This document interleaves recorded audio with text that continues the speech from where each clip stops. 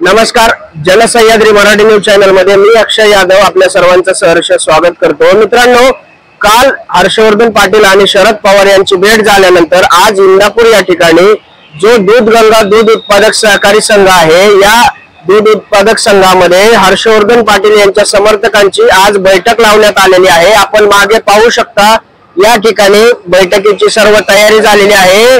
गावोगावातील इंदापूर तालुक्यातील खेड्यापाड्यातील सर्व हर्षवर्धन पाटील यांचे समर्थक त्यांच्या निर्णयाची जो काही निर्णय ते आज सांगणार आहेत त्या निर्णय ऐकण्यासाठी या ठिकाणी जमलेले आहेत। या ठिकाणी आपण पाहू शकता की मोठ्या संख्येने या ठिकाणी कार्यकर्ते जमायला सुरुवात झालेली आहे आणि हा निर्णय हर्षवर्धन पाटील गेल्या काही महिन्यांपासून कार्यकर्त्यांना त्या गोष्टीची आतुरता होती की हर्षवर्धन पाटील हे काय निर्णय घेणार।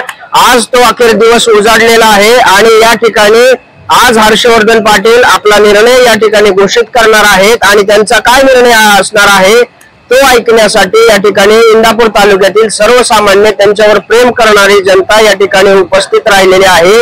मित्रांनो, जनसह्याद्रीच्या माध्यमातून आपण हा कार्यक्रम लाईव्ह दाखवणार आहोत।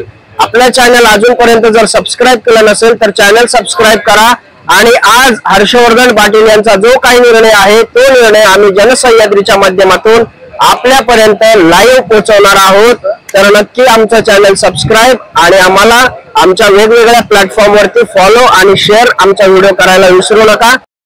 म्हणजे हे करू देतो सगळं।